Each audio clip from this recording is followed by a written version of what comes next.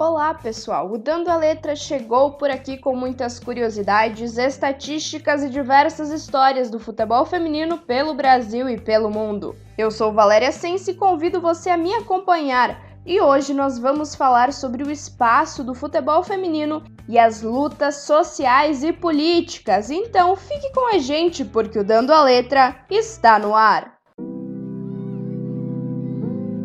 Dia 25 de abril de 2018. O time feminino do Corinthians protestou denunciando o machismo nos gramados. As jogadoras usaram uniformes com frases machistas estampadas no lugar onde as marcas de patrocínio geralmente ficam. As frases foram ditas para as atletas de forma verídica, retiradas de publicações da internet. Dia 12 de março de 2020. As jogadoras da seleção feminina de futebol dos Estados Unidos fizeram um protesto pela igualdade salarial. Usaram sua camisa de treino do avesso enquanto se aqueciam para a partida contra o Japão. Dessa forma como foi utilizado, o uniforme esconde o brasão da seleção de futebol dos Estados Unidos, mas continua mostrando as 4 estrelas que o time conquistou em Copas do Mundo. O protesto foi motivado por uma declaração dos advogados da USA Soccer, que afirmaram que elas devem receber um salário menor porque são menos habilidosas que os homens, desempenham funções menos exigentes. O time masculino nunca venceu uma Copa do Mundo da FIFA. Dia 26 de agosto de 2020. Um protesto em apoio ao movimento Vidas Negras Importam foi realizado pelas jogadoras do Corinthians antes do apito inicial da partida em que o Timão venceu a Ferroviária pelo placar de 2-0 no Parque São Jorge, pela 5ª rodada do Campeonato Brasileiro Feminino. Pouco antes do jogo que marcou o retorno do futebol para as equipes após a pausa pela pandemia, as jogadoras do Timão se ajoelharam em campo e ergueram o punho com a mão direita. Dia 10 de novembro de 2020, jogadoras do Tiradentes do Piauí, que disputam a Série A2 do Brasileirão, se manifestaram publicamente alegando não terem acesso à bola oficial da competição. O alvo das atletas é a federação local, que diz que o caso é de responsabilidade do clube. Já a diretoria alega que a equipe possui sim material suficiente para os treinos. Dia 20 de dezembro de 2020. Em protesto ao alto número de estupros cometidos no Brasil, a Federação Paulista de Futebol preparou uma ação para a transmissão da decisão do Paulistão Feminino, transmitida via Facebook Watch no duelo entre Ferroviária e Corinthians. A cada 8 minutos, uma mulher é estuprada no Brasil, segundo dados do mais recente Anuário Brasileiro de Segurança Pública. Por isso, ao longo de toda a partida final, a cada 8 minutos, o relógio foi paralisado. A transmissão apresentou ainda mais dados alarmantes sobre a violência contra as mulheres na capital paulista, no estado de São Paulo e no Brasil. Dia 1º de fevereiro de 2021. Sérgio Ramos, sócio e ex-conselheiro do Santos por 4 mandatos, chamou o futebol feminino de lixo e sugeriu violência contra as atletas. Ele falou em uma transmissão no YouTube. A equipe feminina do Santos protestou em campo contra a fala do torcedor. Antes da bola rolar, as atletas taparam as orelhas com as mãos.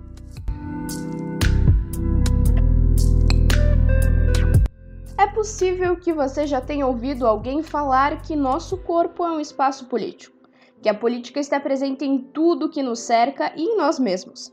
Essa política não se fala de partido ou de eleições. Essa política trata de direitos, deveres, espaço de fala e muita luta. As mulheres, por muito tempo, tiveram seus direitos privados, em submissão a maridos, pais, enfim, a homens.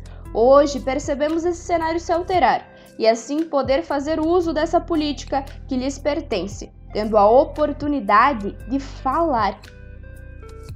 E esse simples gesto de falar é muito significativo, em especial quando pensamos que já houveram momentos em que elas não puderam fazer.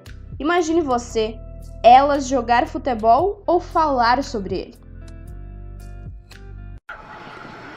Vem bem a Carol, tenta fazer a ponte. Olha a Jaque aberta, dominou Jaque. Ela contra a marcação, Jaque!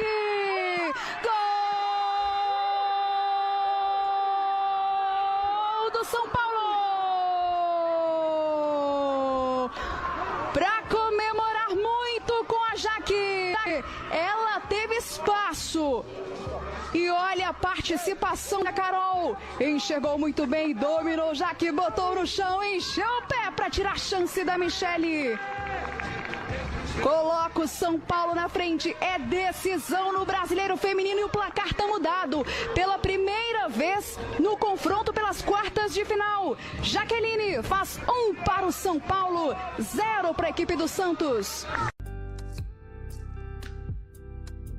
O futebol feminino, que já foi proibido no nosso país de ser praticado pelas mulheres, hoje enfrenta cicatrizes desse período. A modalidade ainda não tem espaço nobre na TV aberta, não é a capa dos jornais, nem está presente nas discussões de bar, mas ele cresce com força e carregado de esperança.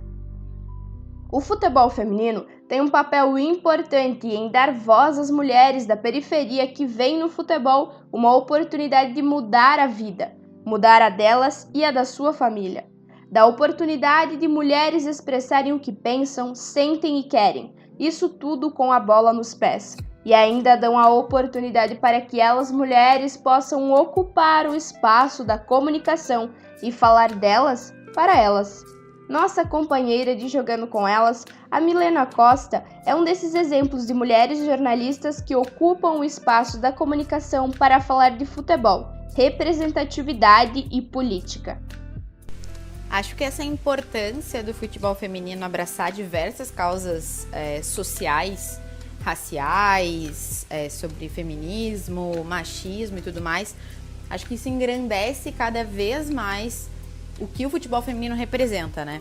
A gente sempre fala que futebol vai além do que acontece em campo, e esse exemplo é muito importante também, tanto para os torcedores quanto para o clube como um todo, sabe? Se envolver cada vez mais para dar exemplo para a sociedade, já que o futebol é um espaço em que todo mundo convive e que todo mundo é apaixonado, isso circular no meio do futebol é muito importante.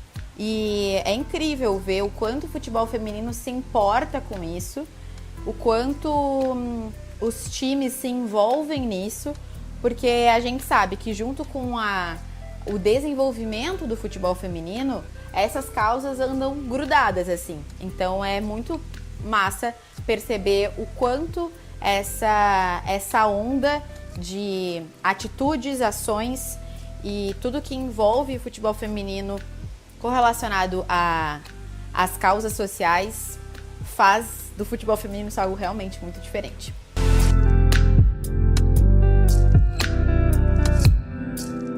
Os casos apresentados no Dando a Letra de hoje são apenas alguns dentre tantos ocorridos aqui no Brasil e espalhados por todo o mundo ao longo dos tempos. As mulheres sempre lutaram para poder jogar, ter incentivo financeiro, por respeito, para ter espaço de fala, ter acesso a direitos iguais ao futebol praticado pelos homens. Elas lutam e sempre lutaram. E assim nós chegamos ao fim de mais um Dando a Letra. Nós nos encontramos no próximo episódio. E você já sabe, pode conferir tudo sobre o futebol feminino no site jogandocomelas.com.br ou nas redes sociais do Jogando com Elas. Lembre-se, apoie e acompanhe o futebol feminino e até a próxima. Um ótimo final de semana a todos! As informações utilizadas para a produção do podcast Dando a Letra pertencem ao site Globo Esporte, UOL Esporte, Blog Universa, do UOL, Blog Essencial, Revista Cláudia e ESPN.